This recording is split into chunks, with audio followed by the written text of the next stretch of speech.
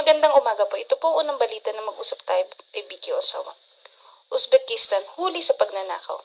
Tokyo, Shibuya. Ayon sa news na ito, dalawang lalaki from Uzbekistan, age 20 and 22 years old ang hinuli ng mga pulis matapos mapatunayan ninakawan nilang isang lalaki sa kalsada sa Shibuya. Nangyaring insidente last month, nilapitan nila ang lalaking biktima, inakbayan at habang medyo nagugulat ang lalaki, inagaw nila ang bag na dala nitong naglalaman ng 27,000 yen. Ang dalawa ay parehong nag-aaral daw sa isang Nihongo school. Isa sa kanila inamin ang charge at ang isa naman ay dininay daw. Yan po ang unang balita na mag-usap tayo by Vicky Osawa.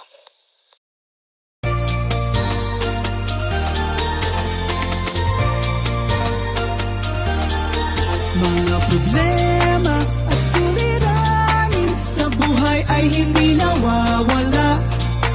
Tanging kailangan ibay ng puso upang ikaw ay di maging kawawa. Mag-usap tayo at gagaan mga problema nyo. Mga pagsubok sa ating buhay malulutas kapag nag-usap tayo. Huwag kang susuko sa bawat laban, dito kami hindi ka iiwan.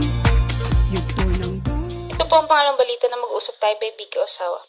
Overstaying for 25 years, huli ng mga pulis.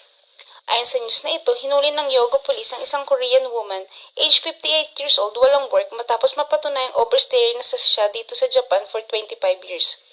Ang babae pumasok ng Japan noong August 1999 for 15 days stay lamang subalit hindi na ito lumabas at umuwi sa kanilang bansa.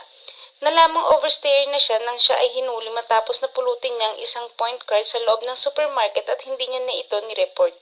Siniyasat ang identity niya ng mga pulis at nabisto ang pagiging overstayer niya. Palipat-lipat daw ito ng lugar na maaari niyang tirahan for 25 years at meron din siyang kinakasamang lalaki na siya ay hulihin. Inamin naman nito ang charge laban sa kanya. At yan po ang huling balita na mag-usap tayo by Vicky Osawa. Ito po ang ating Chika Talk for today.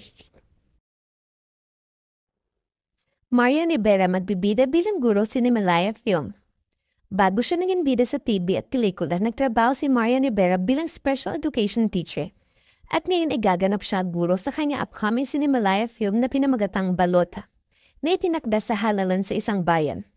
Noong unang bahagi ng Abril, inihayag ng GMA Pictures at GMA Entertainment Group na ipapalabas nila ang pelikula kasama si Marian bilang lead at Sakip Oebanda bilang director sa Himalaya ngayong taon.